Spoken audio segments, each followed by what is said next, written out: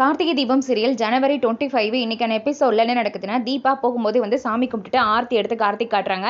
நீங்க போற காரியம் நல்லபடியா நடக்கணும் சார், சந்தோஷமா போயிட்டு வாங்க அப்படின்னு சொல்ல, சரிங்க சார்னு சொல்லிட்டு கார்த்திக்கும் அந்த இடத்த விட்டு கிளம்புறாங்க. அடுத்த சீன்ல வந்து ரூபஸ்ரீயோட பாட்டியை தான் காட்டுவாங்க. கட்டி போட்டிருப்பாங்களா, ஐயோ டே இங்க எங்கடா இருக்கீங்க வாங்கடா அப்படின்னு கூப்பிட அந்த ரவுடி பசங்களும் முன்னாடி வந்து நிக்க, டே நைட் எல்லாம் அடக்கிட்டு இருக்கேன்டா, கொஞ்சம் அவுத்து விடுங்கடா, நானும் பாத்ரூம் போயிட்டு வரேன் அப்படின்னு சொல்லிட்டு இருப்பாங்க. இன்னும் கொஞ்ச நேரத்துல எங்களுக்கு வர வேண்டிய கால் வரல, வந்துரும், வந்ததுக்கு அப்புறம் உன்னை அவுத்து விடுறோம் அப்படின்னு அந்த ரவுடி பசங்க சொல்லிட்டு இருப்பாங்க. டே நீங்களாம் காலையில எழுந்துச்சு ஃப்ரீயா காலை கடன் பண்ணிட்டீங்கல்ல, நான் போக வேண்டாமாடா, இப்போ திறந்து விடுங்கடா அப்படின்னு சொல்லிட்டு இருக்க, அதான் நைட்டு ஃபுல்லா அடக்கிட்டு இருந்தல, இன்னும் கொஞ்சம் நேரம் அடக்கிக்கோ அப்படின்னு சொல்றாங்க.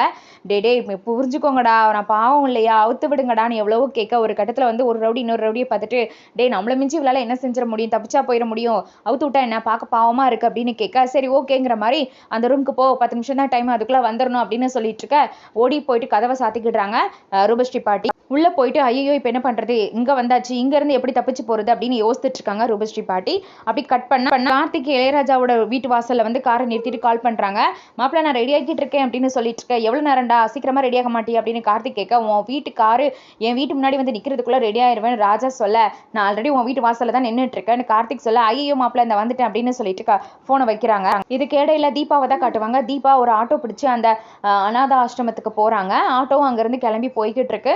வீட்டில் ரூபஸ்ரீயை காட்டுவாங்க. நான் தோத்துட்டேன், ஐயோ கார்த்திக் எந்த விஷயம் தெரியக்கூட நினைச்சோன்னா இப்போ தெரிய போது, எல்லாத்துக்கும் காரணம் அந்த பாட்டி தான், அந்த பாட்டி மட்டும் மாட்டிக்காம இருந்தா இப்படி ஒரு விஷயம் நடந்திருக்காது அப்படின்னு தனக்கு தானே உட்காந்துருந்து புலம்பிட்டு இருக்காங்க ரூபஸ்ரீ.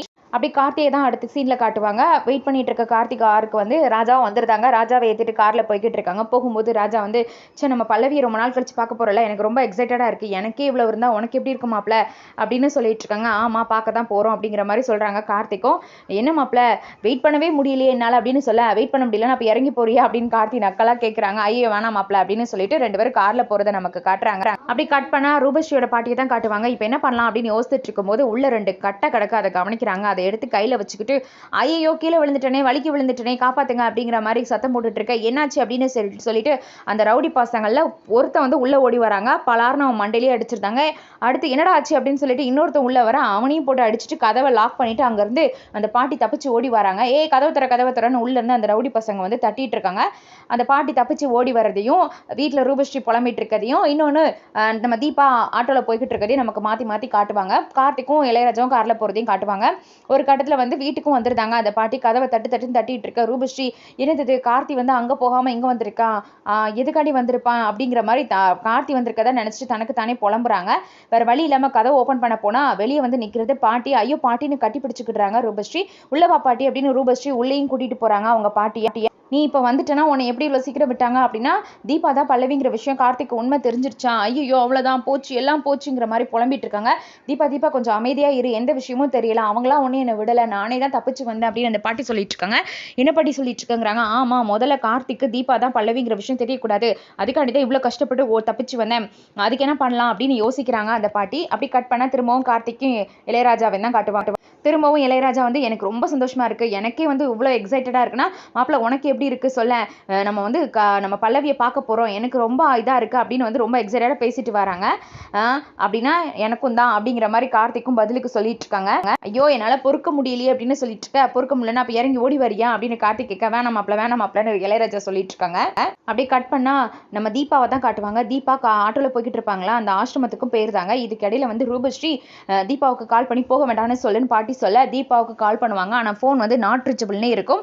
ஐயோ பாட்டி நாட் ரீச்சபிள்னு இருக்குன்னு சொல்லிட்டு இருப்பாங்க. அவ போனை எடுக்கலையான்னு பாட்டி கேட்டதுக்கு திரும்ப கால் பண்ணி பார்த்துட்டு இருப்பாங்க. தீபா ஆசிரமம் வந்திருந்தாங்க. அங்க இருக்க குழந்தைங்கள்லாம் உங்க பல்லவி அக்கா வந்துட்டாங்க அப்படின்னு அங்க இருக்க சிஸ்டர்ஸ் எல்லாரும் சொல்லிட்டு இருக்க, வெல்கம் பல்லவி அக்கா அப்படின்னு அந்த குழந்தைங்க எல்லாம் வெல்கம் பண்ணிட்டு இருக்காங்க. தீபா அதெல்லாம் பார்த்து சந்தோஷப்படுறாங்க. அக்கா நீங்க வந்துட்டீங்களா அப்படின்னு, உங்களை எனக்கு ரொம்ப பிடிக்கும், இவ்வளவு நாளா சோஷியல் மீடியால தான் உங்க பாட்டை கேட்டுட்டு இருந்தோம், இப்ப நேர்ல கேட்க போறோம் அங்க இருக்க ஒரு பொண்ணு சொல்ல, அந்த பொண்ணை கட்டி பிடிச்சு முத்தெல்லாம் கொடுக்குறாங்க. அப்பதான் வந்து சாப்பாடெல்லாம் வருது. இன்னும் குழந்தைங்களாம் சாப்பிடலையா அப்படின்னு தீபா கேட்குறாங்க. ஆமா இன்னைக்கு விஐபி வர சாப்பாடு ஏற்பாடு பண்ணியிருந்தாரு, ஆனா குழந்தைங்களாம் உங்க பாட்டை கேட்டுட்டு தான் சாப்பிடுவேன்னு சொல்லிட்டாங்க, அதனால யாரும் சாப்பிடல, எவ்வளவு சொல்லி பார்த்துட்டோம் அப்படின்னு நர்ஸ் எல்லாம் சொல்லிட்டு இருக்காங்க. நீங்க வந்துட்டீங்கன்னு அவங்க ரொம்ப சந்தோஷப்படுறாங்க, உங்க பாட்டை கேட்கணும்னு குழந்தைங்களாம் ரொம்ப ஆசையா இருக்காங்கன்னு சிஸ்டர் சொல்லிட்டு இருக்க, நான் தான் வந்துட்டல, நான் கண்டிப்பா பாடிட்டு தான் போவேன், அதுக்கு முன்னாடி நீங்க எல்லாம் சாப்பிடுங்க அப்படின்னு தீபா சொல்ல, இல்ல பரவாயில்ல இருக்கட்டும், எங்களுக்கு ஃபர்ஸ்ட் பாட்டு அப்புறம் தான் சாப்பாடுன்னு அந்த குழந்தைங்களாம் சொல்றாங்க. அதெல்லாம் இல்ல, நீங்க பசியோட இருக்கும்போது எப்படி பாட முடியும், நான் கண்டிப்பா பாடிட்டு தான் போவேன், நான் சொன்னா கேட்கணும், எல்லாரும் சாப்பிடுங்க, சாப்பிட்டதுக்கு அப்புறம் நம்ம பாடுறேன் அப்படின்னு சொல்றாங்க. ஒரு ஓகேங்கிற மாதிரி குழந்தைங்களாம் அக்செப்ட் பண்ணிக்கிறாங்க. டைனிங் ஹாலை ரெடி பண்ணுங்க அப்படின்னு அங்க இருக்கவங்க கிட்ட சொல்ல குழந்தைங்களாம் உட்காந்துட்டு இருக்காங்க. என் கையாலே பரிமாறன்னு தீபா சொல்லியிருப்பாங்க. அப்புறம் தீபாவுக்கும் அங்கே ஒரு பிளேட் இருக்கும், உங்களுக்கும் வச்சிருக்கோம், உட்காந்து சாப்பிடுங்கன்னு அந்த சிஸ்டர் சொல்ல தீபாவும் அந்த குழந்தைங்க பக்கத்தில் உட்காந்து அந்த குழந்தைங்களுக்கு ஊட்டி விட்டுட்டு சாப்பிட்றாங்க. அந்த குழந்தைங்களும் தீபாவுக்கு ஊட்டி விடுற மாதிரி காட்டுறாங்க.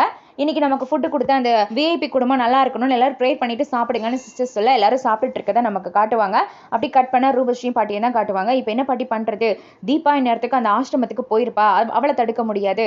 ஆனா கார்த்திக் வந்து அந்த ஆசிரமத்துக்கு போறதை நம்ம தடுத்தா போதும்ல, ஃபுல்லாலனாலும் ஒரு 5-10 நிமிஷம் லேட் ஆக்கிட்டோம்னா போதும். ஏன்னா அதுக்குள்ள தீபா பாடி முடிச்சிருவா. அதுக்கப்புறம் கார்த்திக் தீபா பார்த்தாலும் தீபா ஏதாவது சொல்லி சமாளிச்சுப்பா, உண்மை சொல்ல மாட்டா அப்படின்னு சொல்லி, இது நல்ல ஐடியா, நீ அதுக்கான வேலையை பாரு அப்படின்னு அந்த பாட்டி ரூபஸ்ரீ பாட்டியும் சொல்ல ரூபஸ்ரீ ரவுடி பசங்களுக்கு கால் பண்றாங்க. சொல்லுங்க மேடம் என்ன விஷயம், நான் ரவுடி பசங்க கேட்க ரூபஸ்ரீ அவங்க பிளானை அந்த ரவுடி பசங்க கிட்ட சொல்ற மாதிரி காட்டிட்டு இருக்காங்க. அடுத்த சீன்ல கார்த்திக்கும் இளையராஜாவும் கார்ல வந்துட்டு இருப்பாங்களா, அதை தான் காட்டுவாங்க. அந்த காருக்கு கொடுக்க ரூபஸ்ரீ வந்து ஏற்பாடு பண்ணி வச்சிருந்த ரவுடி பசங்க காரை நிறுத்திட்டு ரோட்ல நின்றுட்டு இருப்பாங்க. இளையராஜா இதை பார்த்துட்டு, பாரு கார்த்தி நம்ம வரது தெரிஞ்சு காரை நிறுத்தி வச்சிருக்கானுங்க, இப்போ அவங்கள்ட்ட போய் நான் சண்டை போட போறேன், நீ எக்காரத்தை கொண்டு கீழே இறங்கி வந்துடாத சரியா அப்படின்லாம் ரொம்ப வந்து உதார விட்டுட்டு இளையராஜா பேசிட்டு இருக்க. கண்டிப்பா வரமாட்டேன், நீ போய் பார்த்துக்கோ அப்படின்னு கார்த்திக்கும் அனுப்பி வைக்க கீழே போயிட்டு இளையராஜா, நாங்க வரேன்னு தெரிஞ்சு உன் அப்பா வீட்டு காரா நடுவில் நிறுத்தி வச்சிருக்க, காரை எடுத்துட்டு தூரப்போ அப்படிங்கிற மாதிரி சொல்லியிருந்தான் இளையராஜா. உடனே அந்த ரவுடி பசங்களும் இதே உன் அப்பா வீட்டு ரோடா, நாங்க அப்படித்தான் காரை நிறுத்துவோம், எடுக்க மாட்டோம் அப்படின்னு சொல்லிட்டு இருக்க. நான் ஃபைட் பண்ண வேண்டாம்னு நினைச்சிட்டு இருக்கேன், ஒழுங்கா காரை எடுத்துருங்கன்னு ராஜா சொல்ல, ஓ நீ வேற ஃபைட் வேற பண்ணுவியா எங்களோட, எங்க பண்ணு பார்க்கும் அப்படின்னு மண்டையிலே ஒரு அடி அடிச்சுட்டு திரும்ப அடிக்க கை வாங்குவாங்க. அப்ப கார்த்திக் கரெக்டா கீழே இறங்கி வந்து அந்த கையை எதிர்த்து பிடிக்கிறாங்க. இதோட எபிசோட் வந்து முடியுது. இதோ ப்ரோமோ வந்து ரிலீஸ் பண்ணியிருக்காங்க. தீபா வந்து அந்த ஆசிரமத்தில் பாட்டு பாடிட்டு இருக்காங்க. கார்த்திக்கும் வந்து கொஞ்சம் முன்ன பின்ன லேட்டாக வராங்க போல. அவங்க வரும்போது மழை கூட பெய்யுது. கரெக்டாக கார்த்திக் உள்ள வந்து அந்த நர்ஸ் கிட்ட நின்று பார்த்துட்டு இருக்க, பாடிட்டு இருக்கிறது வேற யாருமே கிடையாது, தீபா தான் பல்லவிங்கிற உண்மையை கார்த்திக் தெரிஞ்சுக்கிட்டாரு. இதுக்கப்புறம் கார்த்திக் தீபா வாழ்க்கையில வந்து மாற்றங்கள் நிறைய வரப்போகுது, திருப்பு முனை நிறைய வரப்போகுதுன்னு சொல்லி ப்ரோமோ ஆல்ரெடி ரிலீஸ் பண்ணிட்டாங்க. நீங்களும் பார்த்துருப்பீங்கன்னு நினைக்கிறேன். இது போல வீடியோஸை ரெகுலராக பார்க்கறதுக்கு என் சேனலை கொஞ்சம் சப்போர்ட் பண்ணுங்க, சப்ஸ்கிரைப் பண்ணுங்க, பெல் பட்டனை ப்ரெஸ் பண்ணி வச்சுக்கோங்க, ஆல் நோட்டிஃபிகேஷனையும் டிக் பண்ணிக்கோங்க. அப்படின்னா தான் நான் வீடியோ போட்டதுமே உங்களுக்கு நோட்டிஃபிகேஷனில் வரும், நீங்களும் பார்க்க முடியும். நன்றி.